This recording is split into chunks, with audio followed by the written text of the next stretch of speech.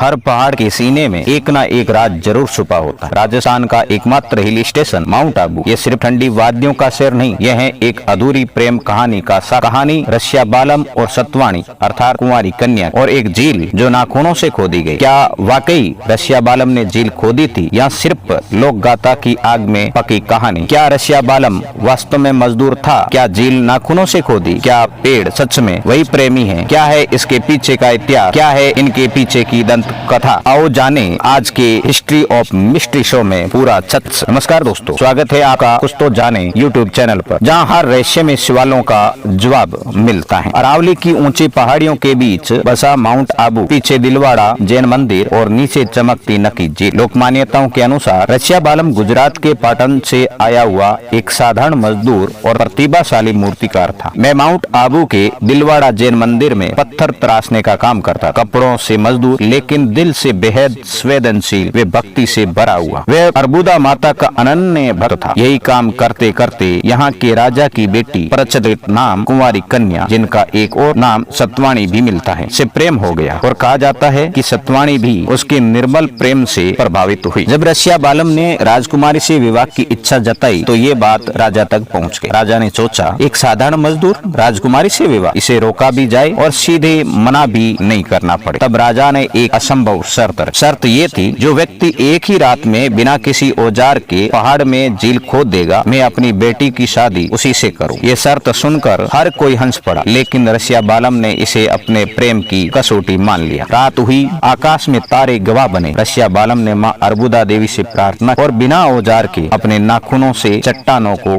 नोचना शुरू किया। कहते हैं उनकी अंगुलियों से खून बह रहा था, लेकिन प्रेम की ताकत उससे भी ज्यादा उफान पर। पहाड़ टूट रहा था, पत्थर करा रहे थे और धीरे धीरे झील का आकार उभरने लगा। एक अन्य किंवदंती के अनुसार रसिया बालम भगवान विष्णु का अवतार था, इसलिए इस कार्य में देवताओं ने भी अपने नाखूनों से खोदकर सहयोग किया। इस कारण इस झील का नाम नक्की पड़ा। जैसे जैसे रात बीतती गई, शर्त पूरी होने के करीब आती गई। लगता था कि रसिया बालम ये असंभव कार्य सच में कर देगा, लेकिन हर प्रेम कहानी में एक विरोधी भी होता है। यहाँ विरोध में थी राजकुमारी की माँ। कहते हैं उन्हें डर था कि अगर बेटी एक मजदूर से विवाह करेगी तो राजघराने की प्रतिष्ठा गिर जाएगी और समाज में विरोध होगा। जब देखा कि रसिया बालम तो सच में झील पूरी कर देगा, तो रात के अंधेरे में उसने मुर्गे की आवाज निकाली। रसिया बालम सुबह होने को समझकर रुक गया और बस कुछ ही सब बाकी रह गया। राजा ने शर्त पूरी नहीं होने का कहकर विवाह से इनकार। कथा के अनुसार अपमान व टूटे वचन के दुख में रसिया बालम ने वहीं अपने प्राण त्याग। जब सतवाणी अर्थात कुंवारी कन्या को इस छल का व मुर्गे वाली चाल का पता चला तो वह भी इस अन्याय को सह न सकी। कहते हैं या तो उसने भी प्राण त्याग दिए या फिर दुख में पत्थर बन गई। अन्य लोक मान्यताओं के अनुसार रसिया बालम को अंत में इस छल का पता चला तो उसने राजकुमारी की माँ को भी श्राप दिया कि वे भी पत्थर बन गए। आज दिलवाड़ा जैन मंदिर के पीछे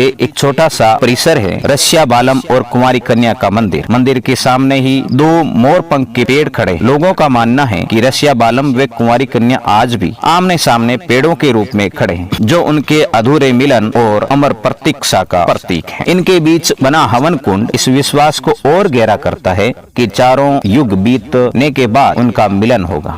मंदिर की एक और अनोखी बात है, कहीं मान्यता है रसिया बालम की मूर्ति मंदिर के बाहर और कुंवारी कन्या की मूर्ति मंदिर के अंदर स्थापित, मानो आज भी एक प्रेमी बार खड़ा है और उसकी प्रेयसी देवी रूप में मंदिर के गर्भगृह में विराजमान है। दरवाजा जैसे समाज की वो दीवार जो दोनों के बीच खड़ी हो गई। आज भी माउंट आबू सिरोई वे गुजरात के लोक गीतों में गाया जाता है, रसियो आयो गट आबू रे माई, दिलवाड़ा आए ने झाड़ो गाड़ियों रे। इन गीतों में संपूर्ण गाथा छुपी है। अब देखते हैं वैज्ञानिक व ऐतिहासिक दृष्टिकोण से। दोस्तों, पहाड़ों को मात्र नाखूनों से खोदना केवल काल्पनिक बात ही लगती है, क्योंकि नकी झील कटाव व मानव निर्मित प्राकृतिक झील है। कहानी सच हो सकती है क्योंकि प्रेम ऊंच नीच जात पात नहीं दे। ऐसा भी हो सकता है कि सामाजिक बाध्यताओं को देखते हुए राजा द्वारा मना करके रसिया बालम के साथ छल किया गया। खैर जो भी रहा हो, आज भी लोग रसिया बालम मंदिर जाकर मनोकामना मांगते हैं। विवाहित स्त्रियां सदा सुहागन रहने का आशीर्वाद लेती और प्रेमी जोड़े